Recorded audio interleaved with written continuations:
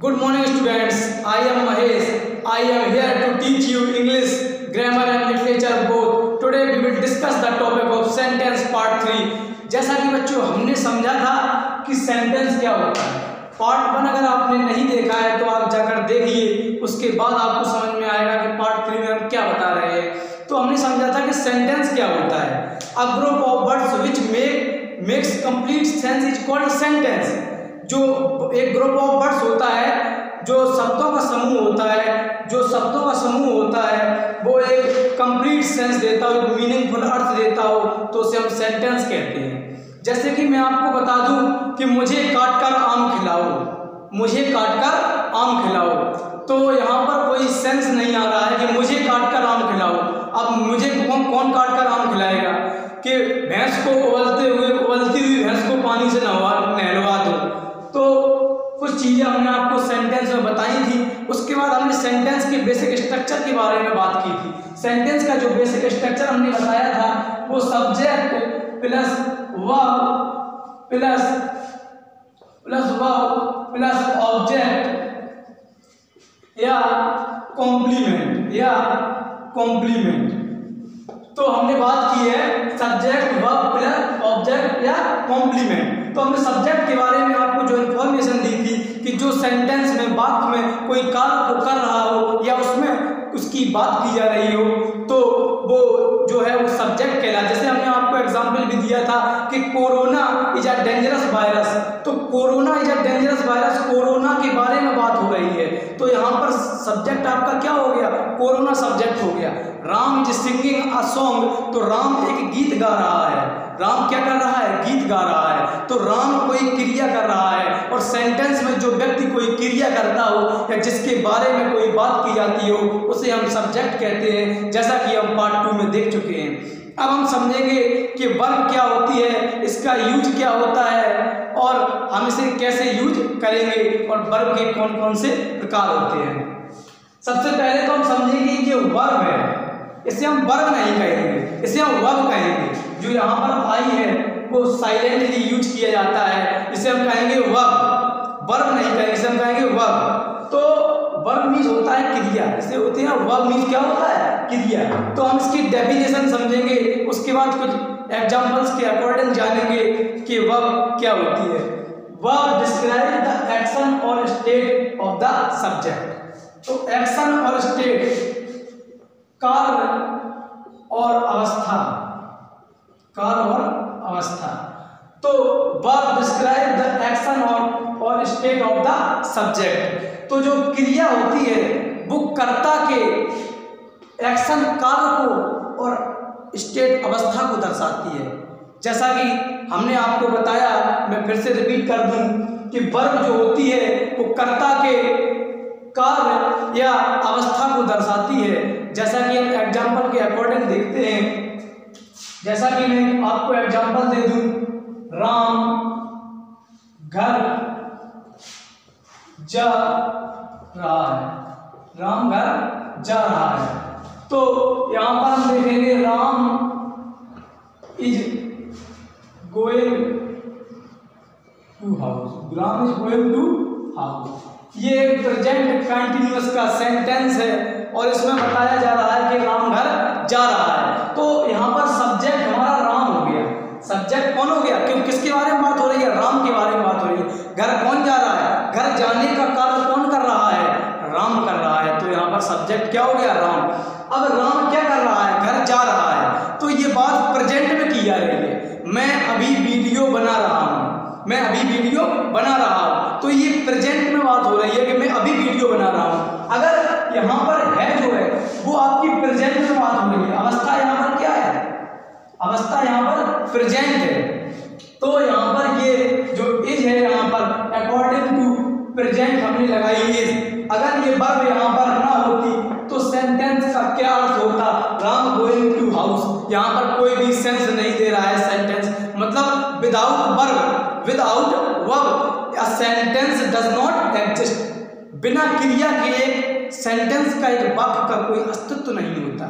Without verb a sentence does not exist।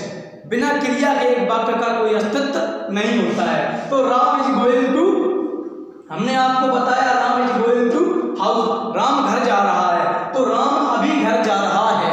अब हम कहेंगे कि राम घर गया, राम घर जा रहा था, या राम घर गया था, राम घर गया था।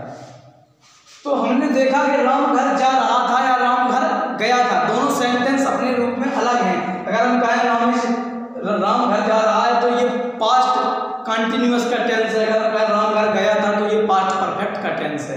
तो हम देखेंगे कि राम घर गया था तो ये बात हम पास्ट में कर रहे हैं, हमने इसकी अवस्था जानी तो बात हो रही है भूतकाल की, भूतकाल का मतलब पास्ट की। तो राम घर जा रहा था, तो आप समझ गए होंगे कि क्रिया क्या बता रही है, अवस्था बता रही है, और कब की बता रही है, ये पास्ट की अवस्था बता रही है। अगर मैं यहीं पर कह दूं कि राम घर जा रहा होगा, राम घर जा रहा होगा, तो राम घर जा रहा होगा, ये जो सेंटेंस है वो आपका फ्यूचर कंटिन्यूअस का सेंटेंस है, और इसमें जो क्रिया है वो बता रही है कि फ्यूचर में बात कही जा रही है। राम जो सब्जेक्ट है, हमने बताया वर्ब डिस्क्राइब द एक्शन और स्टेट द सब्जेक्ट, तो राम जो है जो करता है, यहाँ पर जो क्रिया है वो कर्ता को बता रही है कि कर्ता कब जाएगा, उसके कार्य को बता रही है कि कार्य जो राम है वो कब जाएगा, वो जाएगा, आज के बाद जाएगा, कल चला जाए, परसों चला जाए, कभी भी जा सकता है आज के बाद, तो बात ये फ्यूचर में की जा रही है। तो आप लोग समझ चुके होंगे कि जो वर्ब है वो क्या है। अब हम आपको बताएंगे और एग्जाम्पल के अकॉर्डिंग कि कैसे हम फाइंड आउट करेंगे कि वर्ब, जैसा कि स्टूडेंट्स हमने अभी समझा कि वर्ब क्या होती है, अब हम लोग समझेंगे और एग्जाम्पल के अकॉर्डिंग।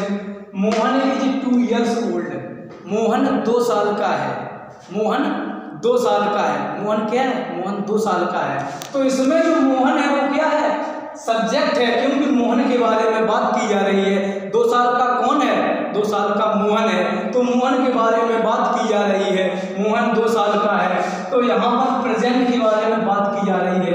अवस्था उसकी क्या है, अवस्था उसकी प्रेजेंट है, मोहन अभी 2 साल का है, मोहन आज 2 साल का है।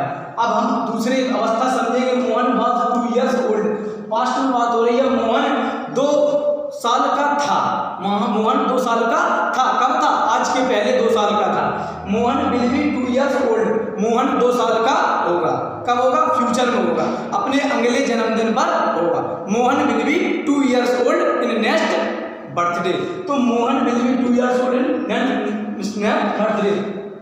तो हमने अभी समझा कि अगर क्रिया बदलती है तो वाक्य का सेंस बदल जाता है, अगर क्रिया बदलती है तो वाक्य का सेंस बदल जाता है, अगर वर्ब जो है वो बदल जाती है तो वाक्य का सेंस बदल जाता है। हमने समझा मोहन की 2 years old, मोहन 2 साल का है, अब हमने क्रिया चेंज कर दी, हमने पास्ट की जो वर्ब है वो लगाई, Mohan was 2 years old, Mohan was 2 years old, Mohan 2 साल का था। अब हमने लगाया Mohan will be 2 years old, future में बात हो गई, मोहन 2 साल का होगा, कब होगा ये हम नहीं जानते, जब हो तब हो जाएगा। तो अब हम देखेंगे कि वर्ब कौन कौन सी हो सकती हैं। आज हम यहीं पर वर्ब टॉपिक को क्लियर करेंगे, उसके बाद नेक्स्ट टॉपिक में समझेंगे ऑब्जेक्ट क्या होते हैं, कॉम्प्लीमेंट क्या होती है। आप जानें कि वर्ब कौन कौन सी हो सकती हैं। तो बेसिकली स्टूडेंट्स, हम लोगों ने पढ़ा कि वर्ब क्या होती है। अगर सेंटेंस में वर्ब बदल जाती है तो फिर सेंटेंस का मीनिंग, सेंटेंस का अर्थ बदल जाता है। एक जो वर्ब होती है वो हम आपको बता दें कि हेल्पिंग वर्ब या मेन वर्ब, जो आपके लेवल तक है वो हेल्पिंग वर्ब या मेन वर्ब। वर्ब 2 प्रकार की यहाँ पर दर्शाई जा रही है, हेल्पिंग वर्ब और मेन वर्ब। जब हम आपको वर्ब का एक सेपरेट वीडियो लेक्चर देंगे तो हम आपको बताएंगे कि verb transitive, intransitive, finite, non finite, modals helping verb और हेल्पिंग वर्ब और ये मेन वर्ब क्या होते हैं, एक सेपरेट वीडियो लेक्चर में आपको हम बताएंगे। अभी हम समझते हैं हेल्पिंग वर्ब और मेन वर्ब क्या होती है। तो हेल्पिंग वर्ब में जो आती है बी, ये बी होता है, तो इसके जो स्वरूप होते हैं वो होते हैं is am are was were, is am are was were. जो इसका प्रोनाउंसिएशन है, जो बच्चों इसका प्रोनाउंसिएशन है वो इज आर्म और वॉज वेयर। तो और जो मेन वर्ब होती हैं, जो मुख्य क्रियाएं होती हैं, हम लोग देखते हैं जो हम कार्य करते हैं वो सब मेन वर्ब होती हैं। जैसे कि पढ़ना, पढ़ाना, उठना, खाना, जाना, रहना, नहाना, तो ये सब क्या है?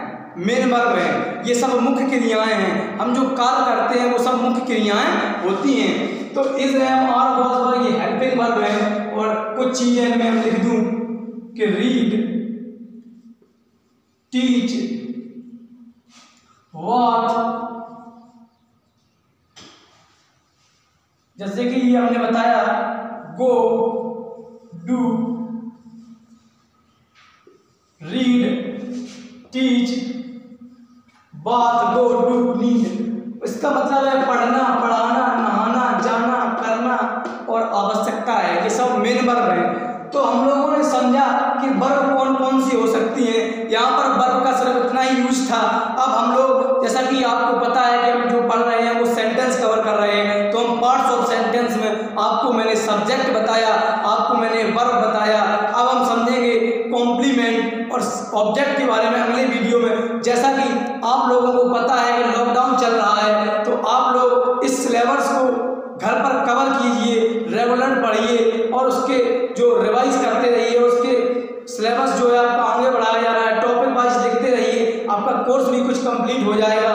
मस्ती भी करिए, पढ़ते भी रहिए। अगर आपको हमारा वीडियो अच्छा लगा हो तो इस वीडियो को लाइक करें, चैनल को सब्सक्राइब करें, वीडियो को शेयर कर दें और अपने दोस्तों को, अपने जो बच्चे आपके साथी हैं उनको बता दें कि एमडी पब्लिक स्कूल ने यहाँ पर ऑनलाइन क्लासेस स्टार्ट कर दी हैं। तो आप लोग वीडियो को देखें और एंजॉय करें। Thank you.